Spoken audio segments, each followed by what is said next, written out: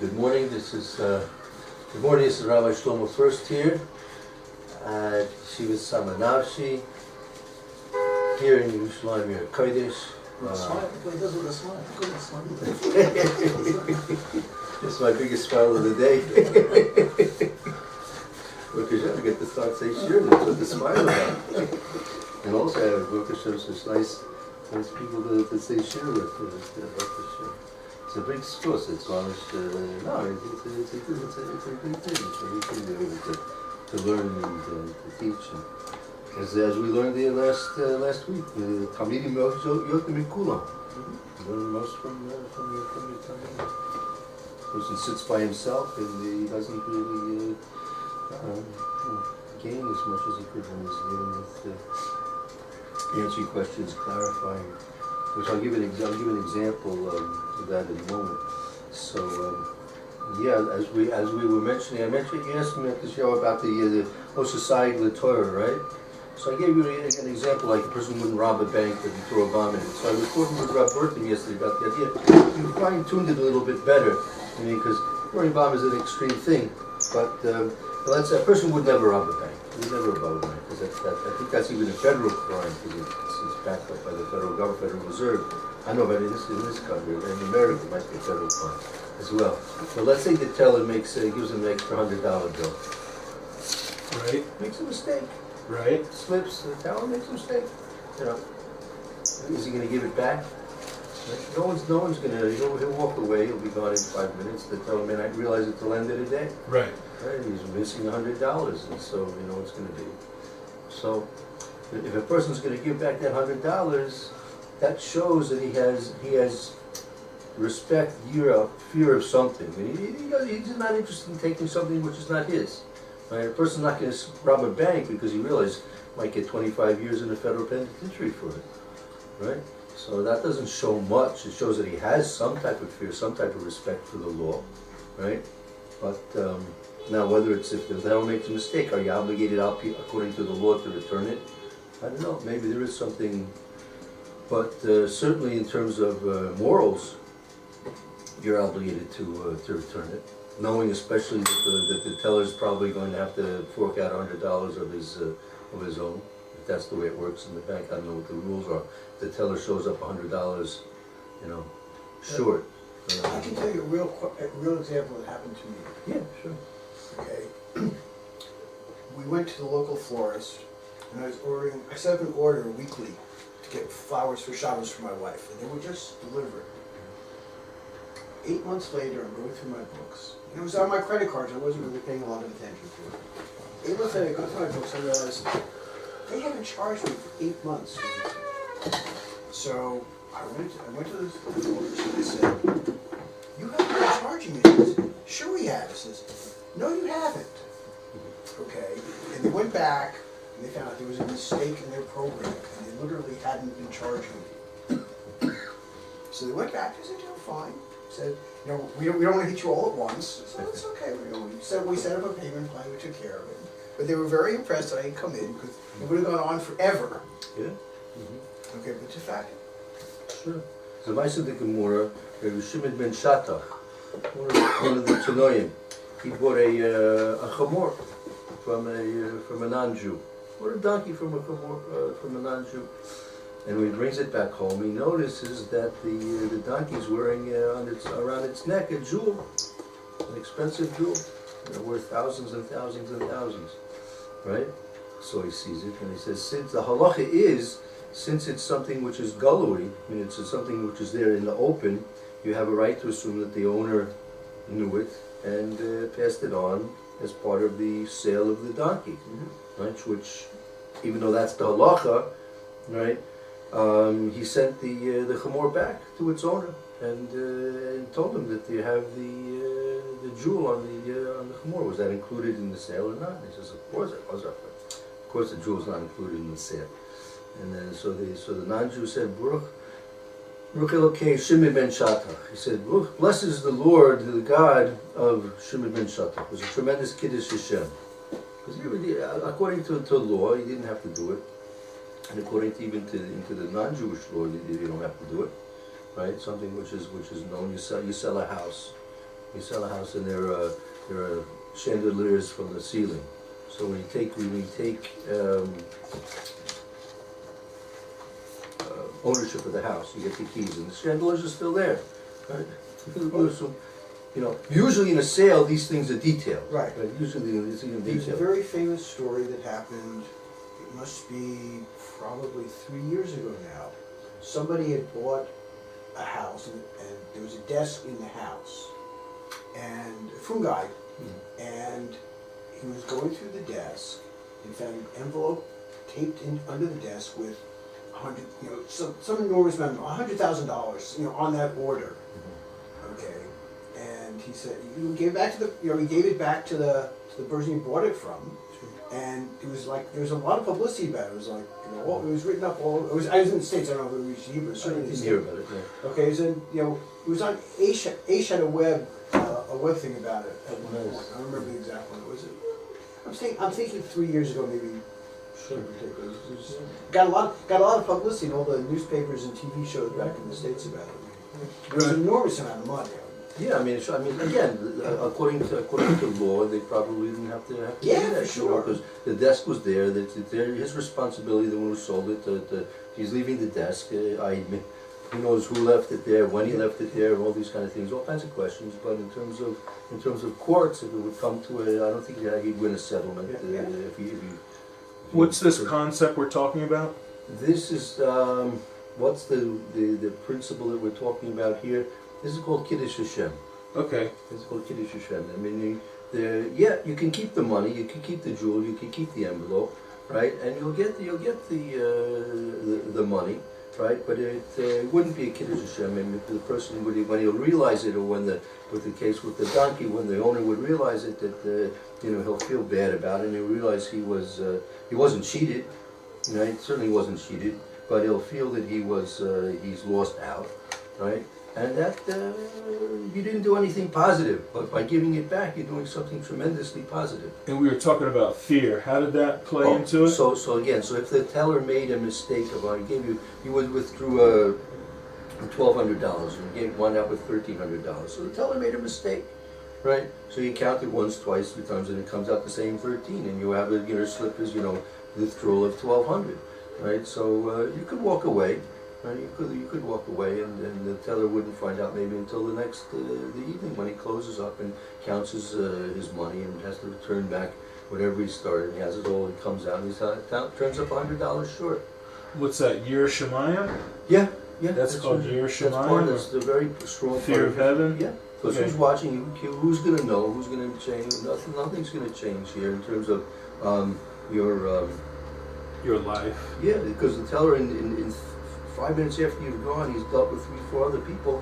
He'll never be able to track down who he really made the mistake with, right? So let's say ran it through the machine. And sometimes even the machines can make mistakes. So because I'll say that you're supposed to count money twice. You have to count money twice. Not to count money once. Morning. Somebody gives you money, you have to count it twice. So that's dealing with your Shemayim, and that's what makes it Kiddush Hashem. That's why such a story gets into the papers and can't believe it. Like I always use the example, a woman goes to the country, is going 40 days. Because they're praying for us and this and that and everything. And then she turns around, she's going back from the post. She sees a diamond ring on the marble stone or later it wouldn't be out there. Courtyard of the Kaisa. She says, Hashem has answered my prayers. They're praying for 40 days, needed money, and there's a diamond ring. No, there's no Hashem. And someone lost that. Hashem's testing the person whether or not they're going to give it back. Right? To find the owner. Of course, how are you going to protect the owners? Everyone just to make an announcement. Anyone lost a diamond ring, you had 4 or 5 different callers. Go ahead. So, Yeah, go ahead. Thanks. okay. So that's what we're dealing with here. That's in relationship to what we're talking about, that when you're observant of the sayagim, the dinim, halachas, the laws and the statutes that Chazal have made for us to keep far away from the Issur Torah, right? So then that shows that you have more here than if you're being careful about the deraises itself. Okay. May. Let's see how this turns out in action. We were let's just review that we had the Merchavos HaMishnah. You will see the next two, and then we'll go back to the Mishnah and Brachas. Anyone like to do a little bit of reading today first to begin with? The Merchavos HaMishnah is sort of in the middle, the fifth. Sure. Lord, you'll be blessed. Stay with us. Which number? Number, it's really supposed to be number 5, but the numbers kind of cut Can't quite off. see it. Okay. It's the 5 that you can't tell. Okay. Yeah, okay. V'nei tam zos siva l'anshe knesses gedola, and the reason for this commandment from the anshe knesses gedola, l'fi she'ro neviim she'yorchov habayis v'yukoli, because the Nevi'im saw that the base of nation should be destroyed again, and people would be going into exile. V'chashashu shema yipol safek Torah, and they were worried that I guess it would become fakis questions that people couldn't answer. Doubts about what to do. Kosha amarno lamala, as we have said above. Tzivo tam she'esu siyag Torah, they commanded that there should be siyagim around the Torah, so people wouldn't have to worry about it. Right, so this is really, as many of the Mefarshim are now saying, this is really in preparation for Gullus, even though that we saw in the Meiri yesterday that Ezra already realized that there was a need to do these things when they were in Gullus Pavel, but it hadn't become formalized until actually the Anshe Knesses Gedola came back to Eretz Yisrael. Now you have the Tiferes Yisrael, the next source there, the commentary, that explains more or less in the same way. Nevi'im kishubra'u she'Yisrael nishazru l'mkom she'ein Torah. When the Nevi'im saw that Israel was To be dispersed. in places where there was no Torah, Azula Sociazo Torah, they were careful. They rushed to make siyagim around the Torah. Hazir, they cautioned, or they advised. Hazir, they cautioned us Okay. to make a sayag Torah. So this again, the Nevi'im, those amongst them in the Anshe Knesses Gedola, they saw that Gullus was going to come sooner or later, and this is a preparation for Gullus.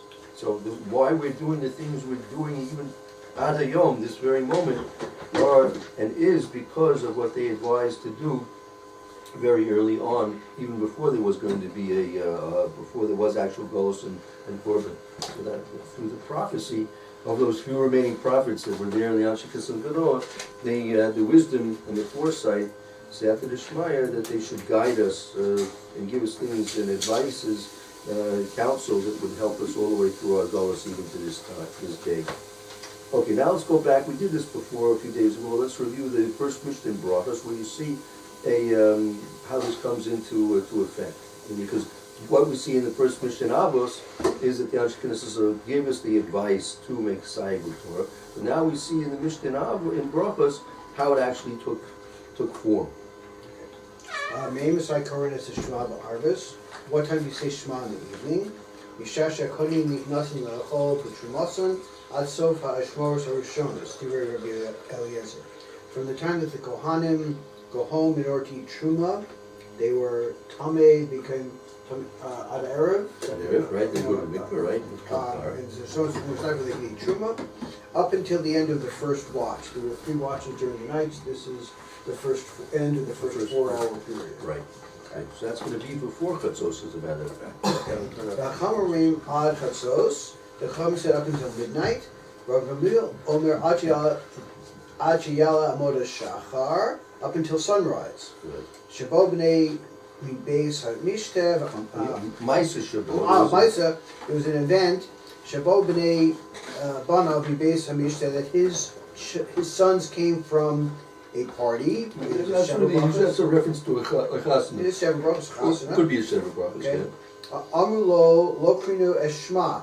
He said, and they said to Rabbi Gamliel, we have not said Shema yet. Amulo, he says then, Imlo Allah Amor Shachar. The sun has not come up yet. Chayav him the grows.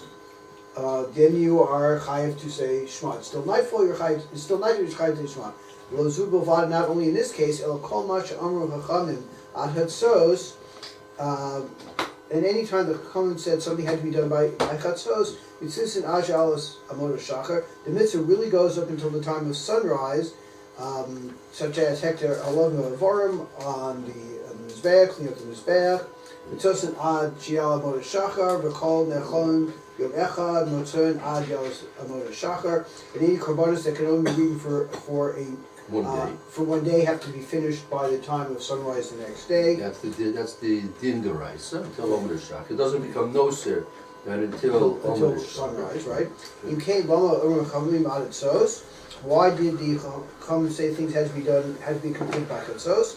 In order to distance people from performing averas. Right. So that's the point. You want to make a sayeg for the Torah, a fence for the Torah, in order that people shouldn't come to transgress the actual command of the Torah itself. So therefore we want to keep people far from doing averas. So let's now see some of the explanations of the commentaries on this Mishnah here. The Rambam will be in the next commentary. The Amram B'Kol Elu Ad Chatzos Afal Pi Shezmanam Nishmach Ad Shalos Shachar. We say about all of these that you should do them up until midnight, even though the time for them is up until until sunrise. Well, it's actually as dawn, like that's 72 minutes before. Okay. Daybreak, right? Because that you should know that Abed Shachar is considered day for all dinning, meaning for the Mishnah says it's clearly by Tikiyah Shofar. Tikiyah Shofar has to be done during the day. Mm-hmm. So with the rice you can blow shofar from Omer Shachar. However, Chazal also stepped in.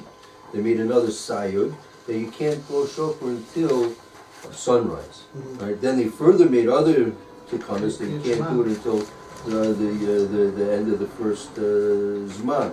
And then they had to go even further until only by Musaf because of different things occurring. So based on the historical, military, social aspects of what was going on in various times in Kali Yisrael's history, they had to change from time to time. But the original takana they made to wait till sunrise was because not everybody is expert enough to see when all the Shachar is, because it's still dark and it's not always clear to know. And so they decided that rather than, and if you blow before the time, you won't be not yotzi anything, and you're not fulfilling your obligation. So therefore, said wait till sunrise, when everyone more or less can understand and see clearly that it's daytime already. And then you don't have to worry. You come into an because you won't have any doubts. So you can wait until sunrise. That's also another sayag. Sometimes they made the time earlier that you have to be fulfilling the mitzvah, even though the rice is later. Sometimes they made the time later in order not to do it too soon. Siag, this is a fence. Kadeshio Titchak Hasha, that you would not make the time early. Okay, the Avos Lasos Mehem Mashu Achar, or make the time later, put it off. I mean, usually I should push off the time. Push off. The Avos Lasos Mehem Mashu Achar Al Shachar, and then you would go to perform it after Al Shachar, which is not the Zman for it. Vizehu Inyan Amru Laharkik Es Adamin Avera. This is an example of somebody distancing himself from an Avera. Right. This is the concept. So that's what the Rambam. This is why I brought this Rambam, because he said it's a sayug. The sayug is in order that you should not come to push off the time and then you'll do it after Olos Shachar. And this is exactly what we're talking about. This is the concept. The sayug, making a sayug, is what the concept of is to Harkik Esam Min Avera. That people should stay away from doing Averas. That's the whole thing we mentioned about Isser Chometz and the Panah, and the Isser of Chilas Chometz, which is before the Zman. So these are all sayig, they're all fences, that barriers that we're supposed to, safety zones that we don't want to cross into the time and the situation will be over Hashem in Isser Deraisa. Okay, now we have the Mechilta. This is Chazal. Mechilta the Rebbe Yishmael. Parshas Bo. Okay. Uknei ma aru aratzos. And why did we say only up until midnight? Kil hagad minavera, to distance a person from performing a vera, a Torah, and to make a siag for a fence around the Torah. L'kaim divrei anshe knesset gedola, and to fulfill the words of the anshe knesset gedola. Shayu omrim, that they say hayu mamtin metunin bedin, you should be careful in judgment. Amidu talmidim harbe, you should raise many students. Yasu siag Torah, you should make a fence around the Torah. Okay, so that's the Chachamim. The Chachamim said they made it until Chatzos, even though as Rabbi Gamaliel said, you really have to Amud Shaker. Everyone agrees to that, but the Chachamim said you're going to make a sayek, you make it a limitation until Chatzos. Rabbi Eliezer Omer Nemer Khan Lila, Nemar Lachalan Lila. It says here Lila, and it says there Lila. I don't know what the two places are. Yeah, that's not clear from the. We don't want to get too further into the Mechilta, it goes into a lot of detail. So that's so Rabbi Eliezer, he's learning Lila and Lila. But that's the point, that the fulfillment, making this until Chatzos was a fulfillment of the Anshe Knesset Gedol's command on Surim Bidin and also Talmud Chacham, and specifically also Sayed L'Torah. So now that's going to be the discussion that it's going to get into the next two commentaries here. So how do we understand the Dasa Ram Yom? Meaning, Ramglah said you have until Amud Shaka. He left it on the Din Deraisa, right? So how are we supposed to understand Ramglah's opinion in the face of the fact that the Mechilta is saying that Chazal were doing this because they were fulfilling the words of the Anshe Knesset, right? So how do we understand Rabbi Gamaliel doesn't want to do that? Is it true that Rabbi Gamaliel doesn't want to do that? Rabbi Gamaliel is saying that you still have, even if you have missed our limit, well, even if you missed our limit, you still have a mitzvah deraisa to perform, right, and you can still perform the mitzvah deraisa, right, and you should do that. Mm-hmm. Yeah, you're not doing it in la chachil dik way, but you should still do it. You shouldn't lose the mitzvah completely. Right. So I don't think he's necessarily arguing with what the Chachamim saying, but he's telling you that just because we put a fence here, we're not abrogating the mitzvah deraisa, which is all night. And if for some reason you can't have it done, there are times when you can't get it done. Then you still have, to the end you could finish up until Amud Shach. Okay, could be. Yes. I'm just studying brachas recently. Sure. So my understanding is two more things. Is one, what's your intent? Did you miss on purpose, or were you, like in this case, they were involved in another mitzvah? You can only do one thing at a time. Right. Okay, so the fact that they missed is irrelevant since they were involved in another. Okay, and the other thing, besides the intent, is the fact that you still want to do it anyway. Okay, yes, it was past the time, but you still want to fulfill the mitzvah of the Torah. Right. And since you were involved in another mitzvah, he's not going against what they're saying. He's just saying, in their particular situation right this second, absolutely, go ahead and say Shema. Right. Okay, so good. I hear what you're saying. So let's look back at the Mishnah for a moment. Okay, let's see how the Mishnah is worded. Go back to the Mishnah in Brachos. Master, you want to read the cabinet there? Oh, perfect. Very good.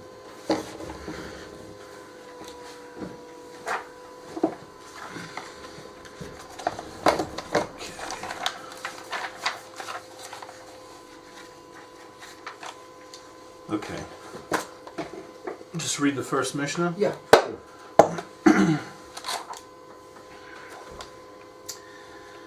Me Masai Korin Es Shema Ba'aravis. From when may we recite the Shema in the evenings? Misha'a Shahakohanim Nichnasim Le'echo Bisru Masan. From the time that the Kohanim enter to eat their truma. Very good. Okay. Ad sof ha'ashmura harishona, and one may recite the Shema until the end of the first watch. Divrei Rabbi Eliezer. These are the words of Rabbi Eliezer. V'chachamim omrim ad chatzos. But the sages say you can recite until midnight. Rabban Gamliel omer. Rabban Gamliel says ad shi'aleh amud hashachar. It may be recited until the light of dawn arises. Okay. Now, just taking it before we get into the Ma'aser Shabbat, one of them basically Mishnah, up until there, right? How do you understand the statement of the Chachamim in contrast to the statement of Rabban Gamliel? Right now, before we get into the Mishnah, there's 3 different times.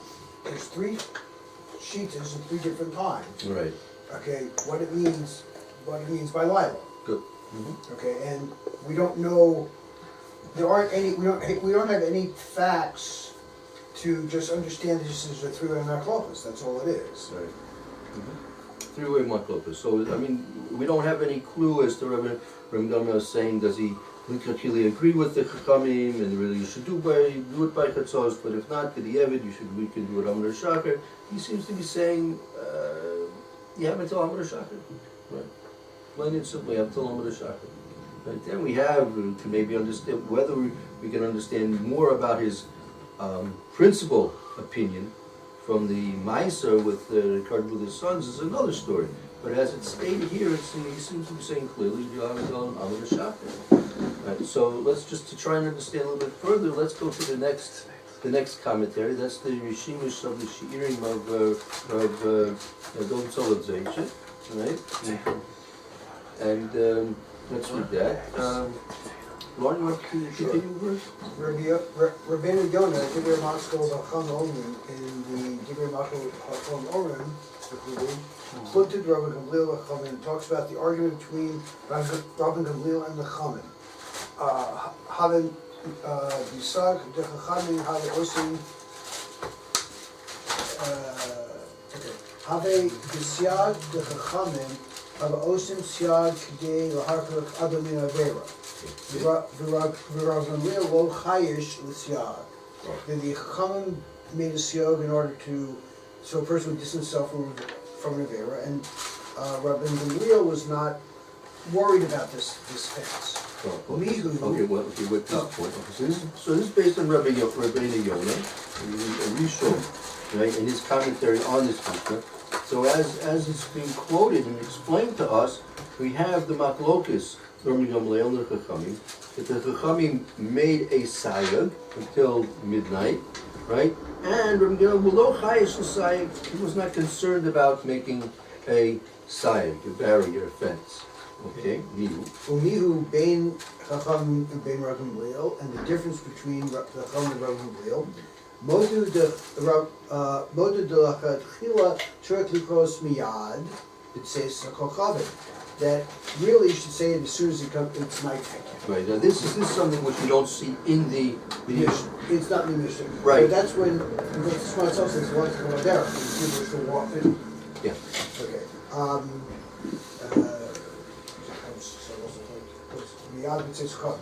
Teda, no, the ha amrin and lakam that we said above. I don't know what he's referring to. That's the Kaima. The Kaima is further on in the Gemara. This is the Gemara and Daf Daled Amid Beis. Fine.